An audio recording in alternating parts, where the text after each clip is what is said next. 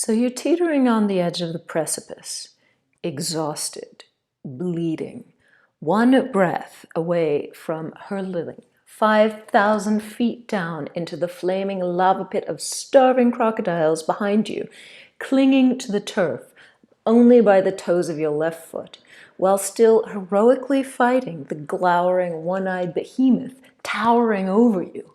And all you've got to fight the behemoth with is a trembling, pink, naked, prefrontal cortex in one hand and an inspirational kitten poster emblazoned with the cheery words, "Hang in there," in the other.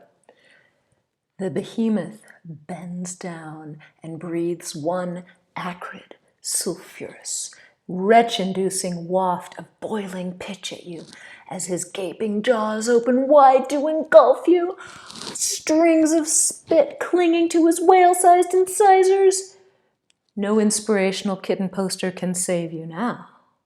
And as you dodge the behemoth, you topple backwards over the cliff.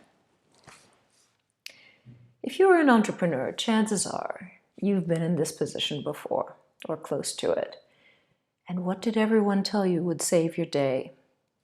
Mindset. You need to work on your mindset, they'd say. It's all about mindset.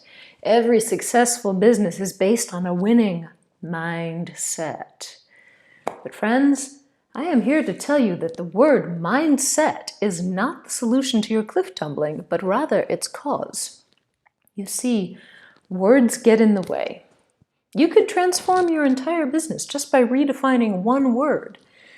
See, if you redefine that ineffable something that every successful business is supposedly based on, you will set yourself up today for the long game, and you will create a business that is responsive, supportive, sustainable, dynamic, rooted, engaged with its customers, true to its heritage, and future-focused.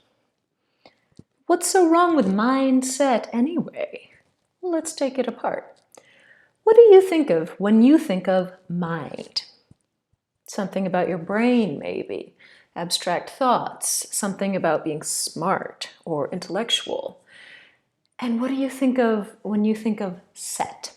Something settled, solved, arranged, something that's been organized and decided. So you put these things together and you've got mindset, presumably abstract thoughts passing through a smart, intellectual brain that has been organized into a settled, solved, arranged, and decided thing, right? But what do we as humans really base our choices and our actions on? And what do those choices and actions really need to be for our business to prosper? Intellectual thoughts are only responsible for a tiny portion of our decision-making, even though we like to think of ourselves as rational beings, because we're not. Numbers, abstract processing, details, these are just the icing on the decision-making cake. What really drives the choices we make and the actions we take is our limbic system. Not the what of things, but the why of things. The emotional response that we can't explain in words. I don't know, it's just a feeling I get, is what really drives the show. As Simon Sinek points out, it's why we affiliate ourselves with companies we like, even if another company may offer superior goods or services. This emotional, primal self is what connects us with others and governs our behaviors. It's not the what, but the why. And what we need as leaders, as entrepreneurs, is not to be settled, solved, arranged, and fixed, but rather to be attentive, engaged with our community. We need to be listening to our clients, responsive and adaptive. We need to define our businesses not on where we are now, but on how we want to go, where we want to be going. And the only way we're getting there is by continually responding to how our clients engage with our business. The only way we're getting there is by constantly flowing into where we are right now, so we can flow not into what we know, but into what we don't know.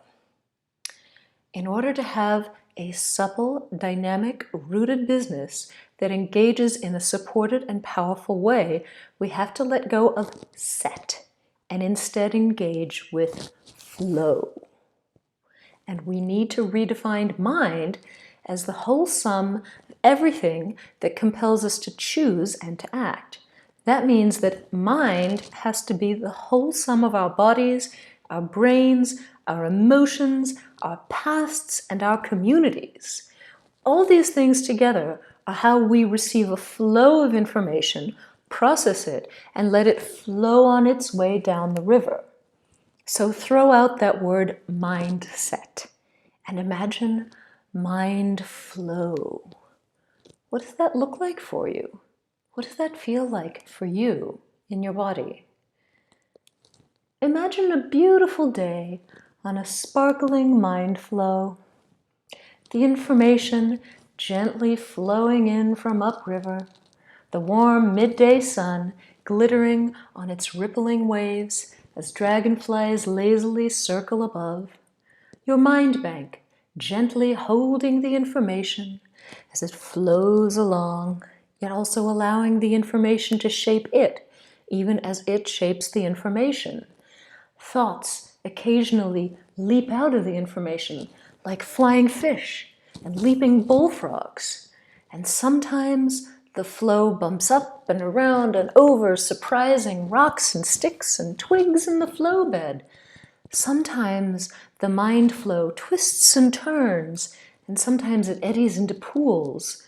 And far off in the distance, it continues on down river under the heavy hanging boughs of the willow trees, accompanied only by the sound of the late summer cicadas.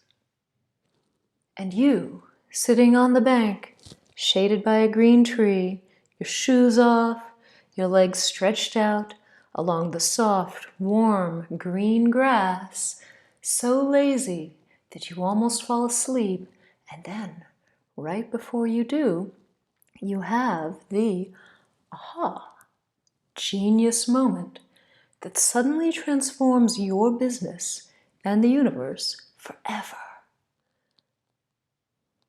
Mind flow. And if you can see all this using your mind flow, what other visions can you also see that will make your business and our world great? If you're curious about working with me, about your mind flow, make sure to reach out at jordanadelfeld.com.